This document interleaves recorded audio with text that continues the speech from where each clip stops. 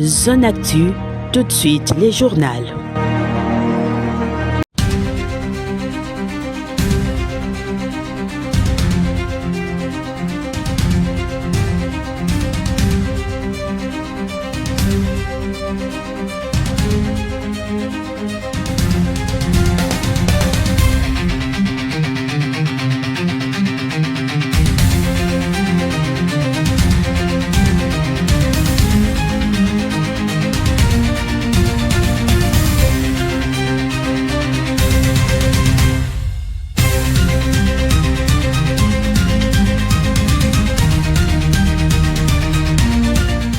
Au sommaire de cette édition d'information, la République démocratique du Congo est bel et bien représentée à Davos en Suisse au Forum économique mondial qui a accueilli plus de 2500 participants. Et la RDC, c'est le président de la République, Félix-Antoine Tshisekedi, qui a représenté les pays. C'est ce 26 janvier 2026, plus de 3000 agents de la police nationale congolaise et autres services de l'État de la ville-province de Kinshasa seront déployés dans au moins 60 carrefours et autres axes routiers sensibles pour le contrôle de permis de conduire, l'assurance, la vignette, l'autorisation de transport, les contrôles techniques et le respect de la grille tarifaire des transports en commun. Kinshasa ne donne plus l'image d'une ville moderne sur le plan d'infrastructures routières. Une grande partie de la capitale congolaise, toutes les routes sont presque en dégradation et c'est là dans toutes les communes. Ces routes sont revêtues de nids de poules et des immondices. Bienvenue dans ce journal. Invité parmi les chefs d'État leaders mondiaux à la 56e édition du Forum économique mondial, le président de la République Félix-Antoine Tshisekedi Tshilombo est venu participer ce mardi 20 janvier 2026 aux côtés de ses pairs à cette rencontre de haut niveau afin de débattre des enjeux mondiaux et définir les priorités. La cérémonie du jour a été marquée par des allocutions de bienvenue et d'adresses spéciales. L'appel à une action collective confère au Forum économique mondial une importance particulière. Davos, une fenêtre stratégique, aura plus de valeur si le Forum économique mondial est utilisé comme un exercice de souveraineté narrative, imposer une lecture sécurisée des alliances de langage et convertir la présence en décision et suite vérifiable. La République démocratique du Congo, au cœur de l'Afrique, pays solution, attend du Forum économique mondial concentrant les principaux décideurs politiques, économiques et médiatiques et une coopération plurielle sur une base non négociable de la souveraineté, des droits internationaux et des paix vérifiables. La 56e édition du Forum économique mondial, encore une rencontre annuelle où les dirigeants mondiaux vont discuter des grands défis sous le thème « Un esprit de dialogue ». Dotée d'un potentiel unique, la République démocratique du Congo, au cœur de l'Afrique, choisit d'activer des partenariats stratégiques dans un cadre de dialogue fondé sur le respect de la souveraineté et de la paix durable, vérifiable. Face aux médias et autres influenceurs intéressés par la République démocratique du Congo, le vice-premier ministre de l'Intérieur, Jacquemain Chabani, son collègue de l'économie, Daniel Mokoko, et le ministre de Mines, Louis Watoum, ont vendu l'image d'une RDC, pays aux mille et une solutions et une terre d'opportunités d'investissement. Pour rassurer les investisseurs publics et privés, Jacquemain Chabani a évoqué d'importantes réformes en cours pour la restauration de l'autorité de l'État. Les processus de Doha et celui de Washington participent aussi à la restauration de l'autorité de l'État et une assurance de plus pour les investisseurs. Le patron de l'économie, lui, a insisté sur les indicateurs économiques encourageants en dépit du contexte de guerre. Dans la compétition technologique mondiale, la République démocratique du Congo a toute sa place.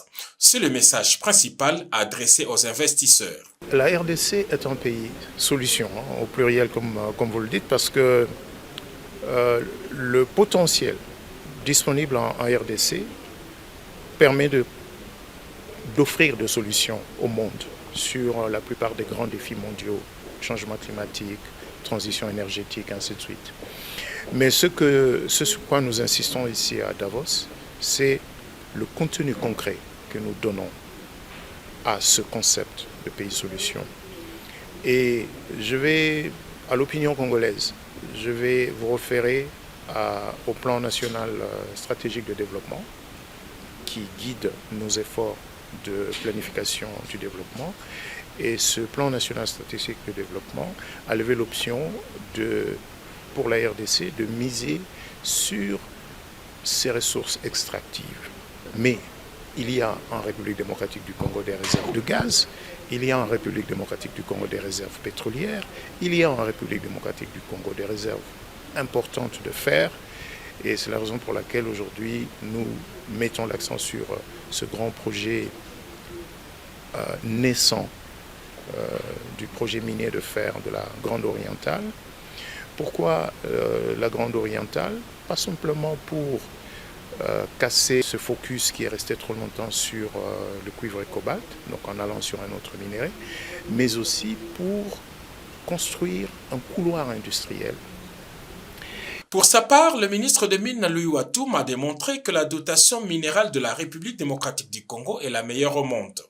Dans ces secteurs, d'importantes réformes permettent de transformer ces potentiels en vraies richesses. Plusieurs autres projets miniers attendent des investissements. Le grand message, c'est que la RDC est aujourd'hui un grand chantier où des réformes fortes sont en train d'être faites pour assurer la bonne gouvernance, la traçabilité et la transparence dans le secteur minier, mais également une administration efficiente pour pouvoir assurer les investisseurs que les lois et règlements de notre pays sont leurs meilleurs alliés pour assurer la garantie de leurs investissements et protéger leurs actifs miniers, de même leur garantir une stabilité fiscale. Mais au-delà de tout cela, nous sommes en train de prendre des mesures fortes également pour que des zones économiques spéciales, avec des facilités douanières, fiscales, parafiscales et administratives, et des guichets uniques soient installés pour que les investisseurs apportent des capitaux et la technologie et puissent travailler en toute tranquillité.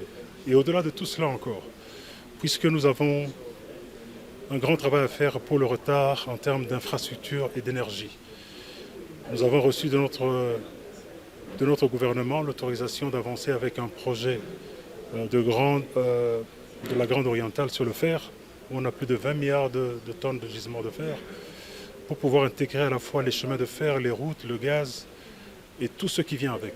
C'est donc une véritable offensive lancée par le chef de l'État, Félix Tshisekedi, et les membres de son gouvernement. La 56e édition du Forum économique mondial de Davos, qui réunit les dirigeants politiques, chefs d'entreprise, banquiers, scientifiques et membres de la société civile, estimé à plus ou moins 3000, a démarré ce mardi 20 janvier 2026 en Suisse. Objectif est de débattre des enjeux globaux, identifier des solutions communes, faciliter la coopération et inspirer les actions concrètes. Orateur de plusieurs panels, donc, comment l'Afrique peut-elle prospérer dans la nouvelle économie et la coopération sud-sud à plein essor, à marge de ce forum économique mondial qui traite plusieurs thèmes dont l'intelligence artificielle et crypto-monnaie, la confrontation géoéconomique et la transition énergétique. Le ministre du Commerce extérieur, Julien Paluku-Kahungia, membre de la délégation du président de la République, Félix Tshisekedi, pour sceller des partenariats stratégiques, apporter une vision prospective 2030-2040, en requalifiant le concept de la coopération sud-sud. Loin d'être un club de second rang, elle doit plutôt être perçue comme une communauté de solidarité d'intérêt et un levier de co-industrialisation.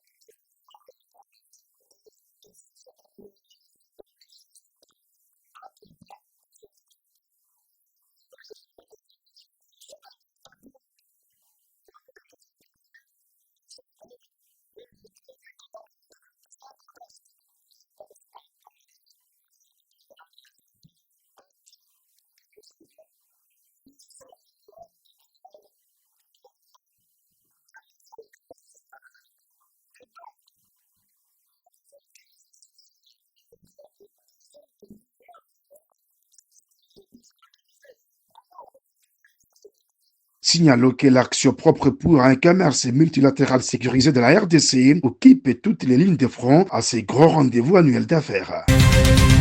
Dans un message adressé par le gouverneur de Kinshasa, Daniel Bumba annonce les débuts de contrôles techniques valides, vignettes, permis de conduire, l'assurance, l'autorisation de transport et le respect de la grille tarifaire de transport en commun. Plus de 3000 agents seront déployés à partir de ce 26 janvier sur 60 carrefours et axes routiers sensibles dans la ville-province de Kinshasa dans la mission de faire respecter la loi et règlements, fluidifier la circulation et protéger la vue des usagers. Face à cette situation, le gouvernement provincial de Kinshasa a décidé d'agir avec responsabilité et fermeté au profit de l'intérêt général.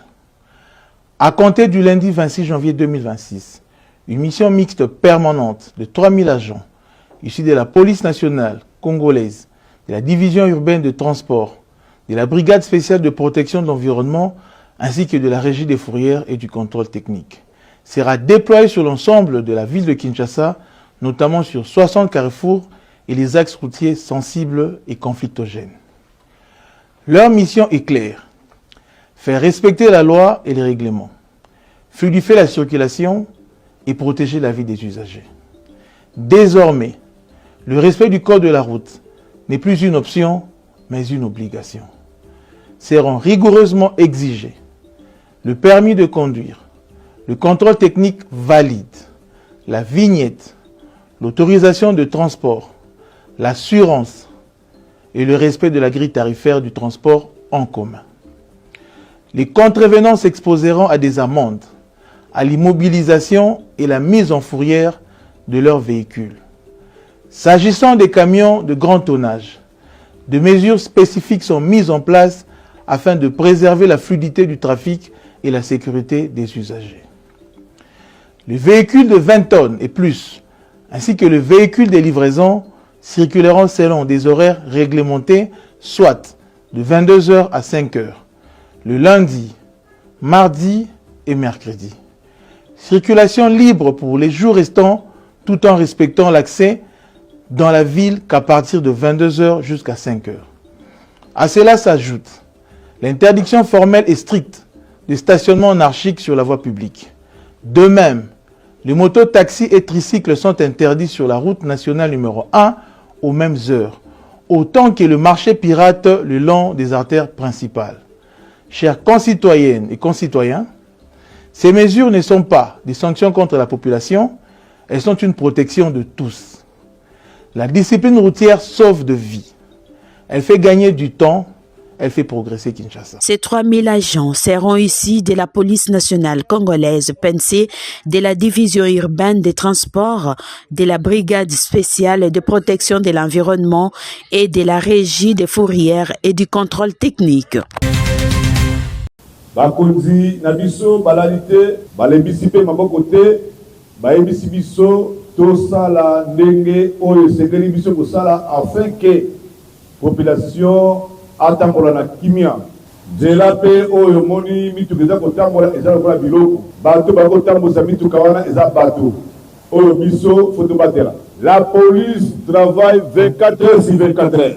Bakonzi balobaki na biso topono bakeo toponami biso tozali awa tozali unité oyo ya sikater eza mpe unité moko tocreye te ke ecomplete unité mosusu mpe remplace lisi mosusu te biso batie biso a part tokosunga tobatela topusa topesa maboko na baoyo basalaka misala wana banda kala toye koapuye PCR baninga na biso ya Mangbanda ya Maya Mosaka to ya Maya Pondu bamonisi balimite na bango baza kokoka te nayebi te mpo na nini bango moko bayebi tina oyo baza kokoka na yango te tomoni ke mpo na kosembola mpo na kobongisa bikila wana esila kati na bango esengeli makila ya sika eza biso totelemi awa biso tokoya komona kocamusa makila na bango mpo epermetre bango bazonga na droit chemin lelo ezalaki te tokabola misala yango selon bacarrefour oyo ezalaki prélevé ezali bongo 60 carrefours qui prélevé à ce pas problème. Ah, on a vu le problème de Kinshasa. Ezaki bakoya baninga na biso mususu ya transport baninga mususu ya assainissement brigade oyo dépendant na gouverneur province na bango na biso basembola na biso mosala biso fengi tosala banda mikolo oyo moto na moto aye bana mutu na ye ki oye pona kobongisa oyo ebebaki kasi koya pona kobebisa so davantage te mawa ekozala te. La ville de Kinshasa, une mégapole de plus de 15 millions d'habitants, est aujourd'hui confrontée aux problèmes d'infrastructures routières. Toutes les routes sont devenues quasiment impraticables. Aucune commune dans la capitale n'est épargnée par le mauvais état des routes et avenues qui ne reflètent plus l'image d'une capitale. Les cas des avenues Kabambaré, Kassai, Kalembelembe, Victoire, à ne citer que ceux-là. Toutes les routes sont jonchées de nids de poules, des immondices provoquant ainsi des odeurs nauséabondes qui, à la longue, peuvent provoquer des maladies. Malgré cette situation, la population quinoise, qui ne cesse de s'accroître, est toujours confrontée à emprunter ces routes tous les jours pour vaquer à ses occupations. Dans une causerie morale organisée à la permanence de l'Union pour la démocratie et le progrès social UDPS, le président d'intérim et secrétaire général du parti, Augustin Kabuya Tshilombo, a axé son intervention sur plusieurs points. D'abord, il a fait la clarification relative au massacre et exécutions perpétrées en début de ce mois de janvier à Massissi par l'armée rwandaise et ses supplétifs de l'FC M23 dont les victimes ont été inhumées le 8 janvier 2026. La mise au point concernant les déclarations du président rwandais au sujet de nos frontières établies depuis 1885. Nos amis sont méchants. Ils sont méchants avec leur politique de terre brûlée. Nous avons signé accord en 2002.